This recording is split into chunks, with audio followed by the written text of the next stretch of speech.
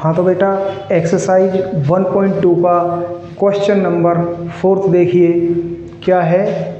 Given that HCF of this number and this number is 9, find the LCM of these two numbers.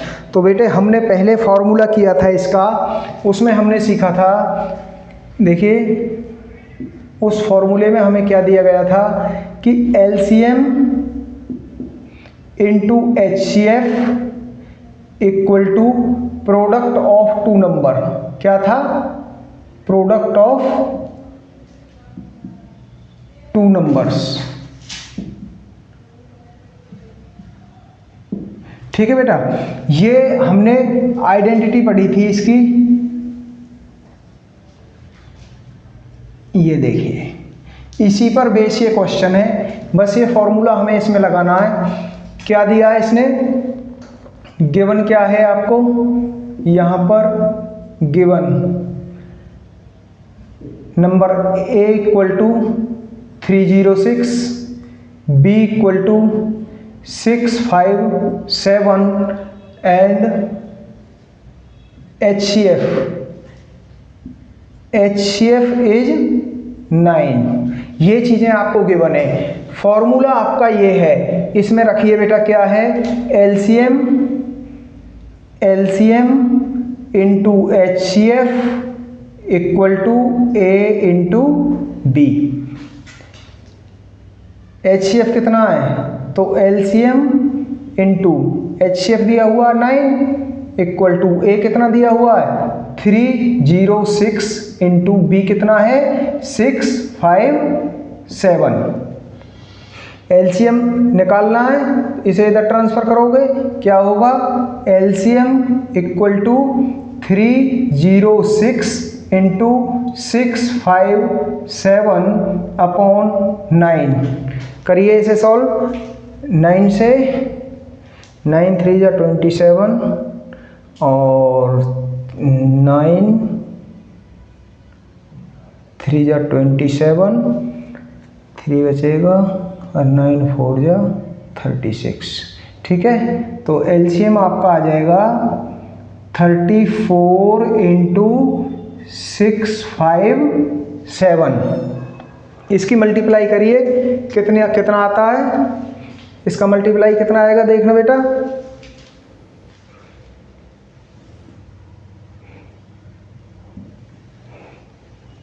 करिए 7 4 28 8 8 3 3 2 2,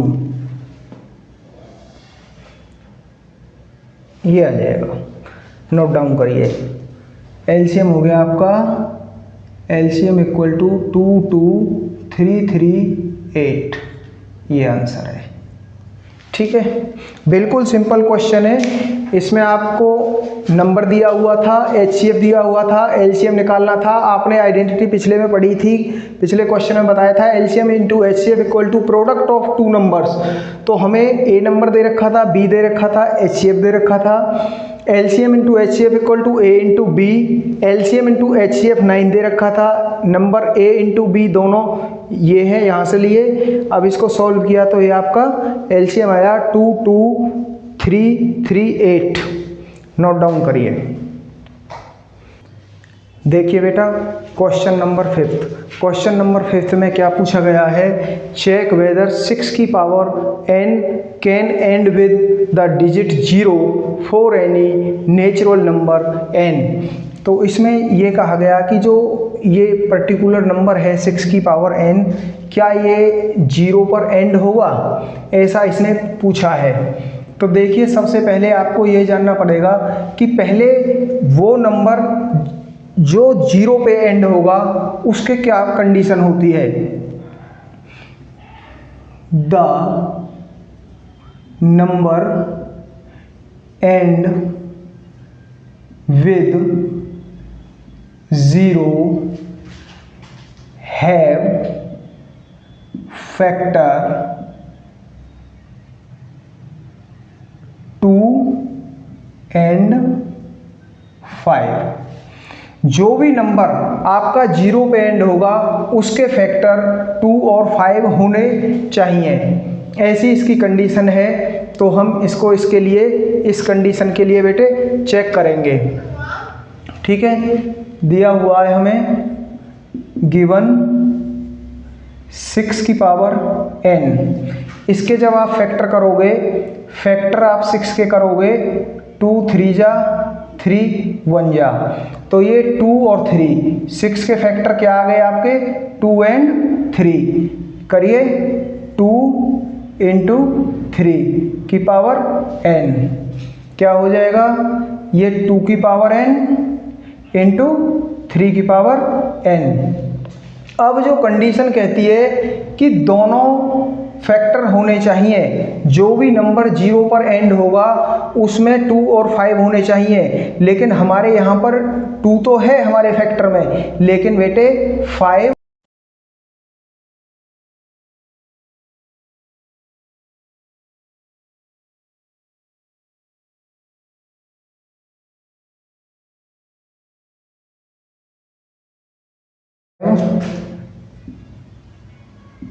factor 5, hence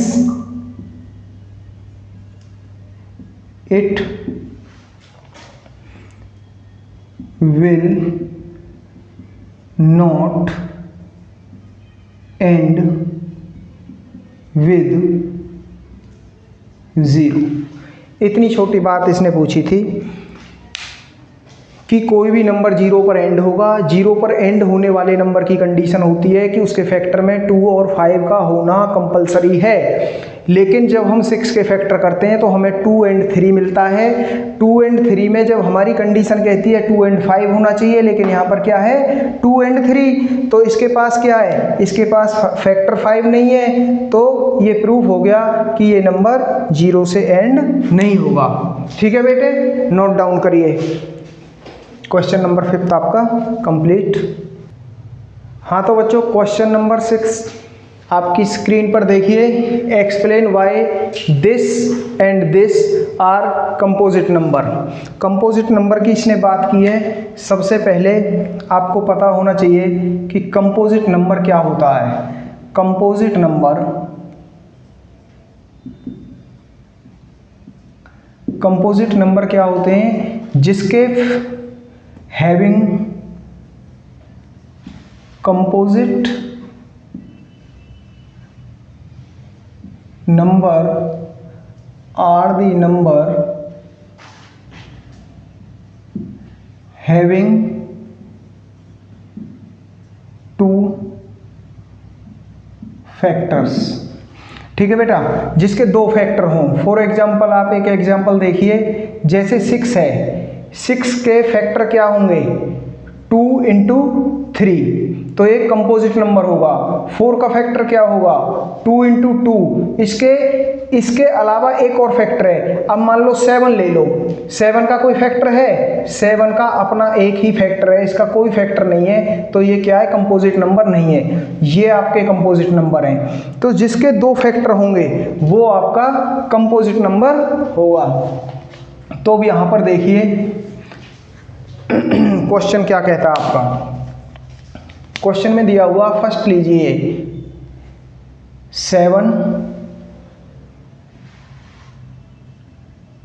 7 into 11 into 13 plus 13। यहाँ पर 13 common है, 13 common लीजिए, अंदर बचेगा 7 into 11 plus 1, क्योंकि 13 बाहर आ गया, ये कितना हो जाएगा 13, अंदर हो गया 77 प्लस 1, 13 इंटू 78। इसके 2 फैक्टर हैं। जब इसके फैक्टर 2 हैं, इट हैज़ 2 फैक्टर। अगर फैक्टर 2 फैक्टर हैं तो वो क्या होगा composite number. Hence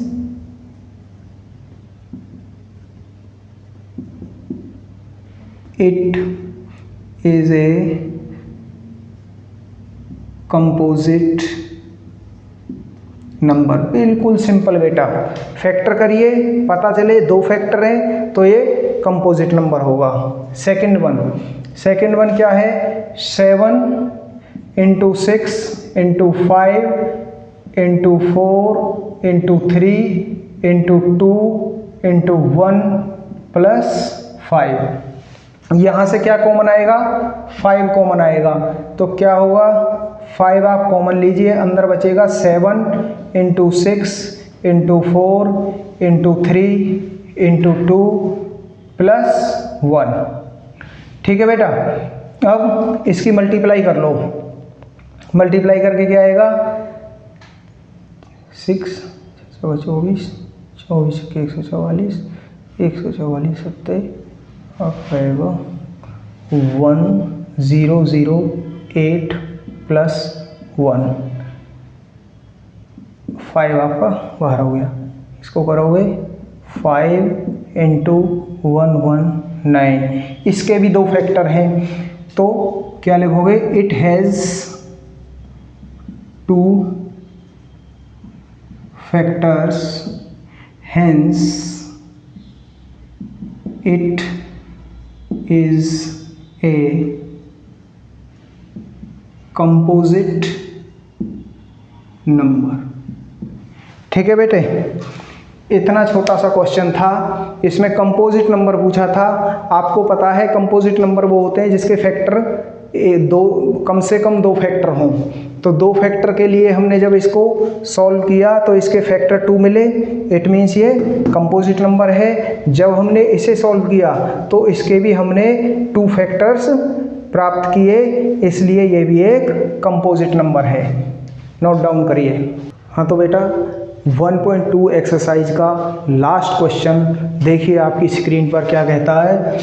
there is a circular path around a sports field. Sonia takes 18 minute to drive 1 round of the field while Ravi takes 12 minutes for the same. Suppose they both start at same time at same point, same time and same direction. After how many minutes they meet again at the starting point? इसमें समझने वाली बात बेटा ये है कि जब भी क्वेश्चन में आपको सेम ये चीज़ दी हो, same point, same time and same direction, क्या दिया हो, सेम टाइम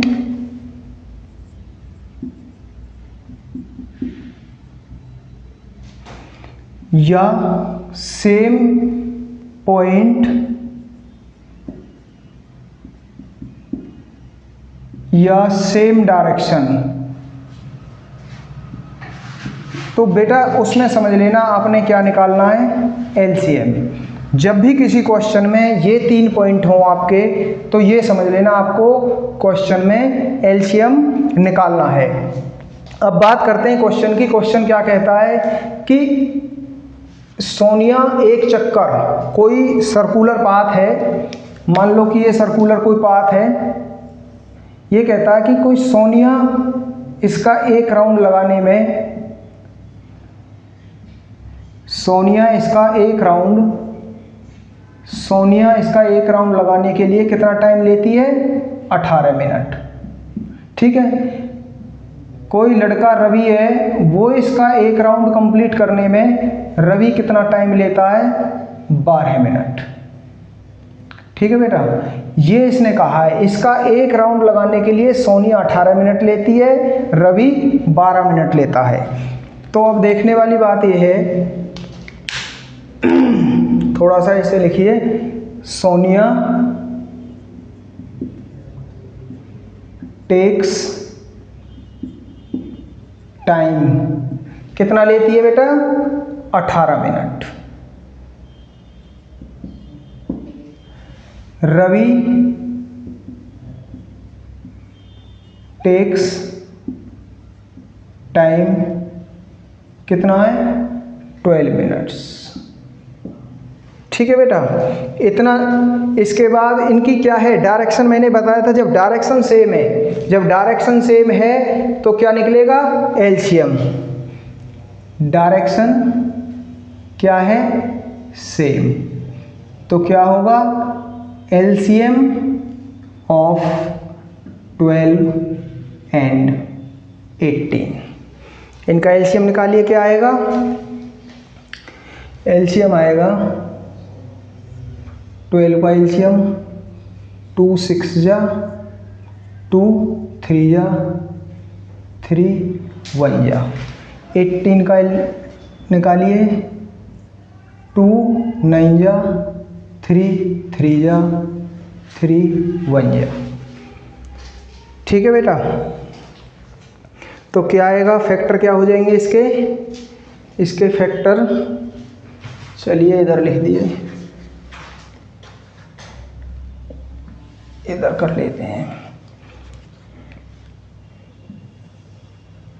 इसके फैक्टर हो जाएंगे, 12 के फैक्टर आपके हैं 2 × 2 × 3 और 18 के फैक्टर हैं 2 × 3 × 3। एलसीएम क्या आ जाएगा, ये वैल्यू कॉमन है, ये वैल्यू कॉमन है, 2 × 3 × रिमेनिंग वैल्यूज 2 × 3, 2 3 जा 6, 6 2 जा 12, 3 जा 36। एलसीएम कितना आ जाएगा, 36।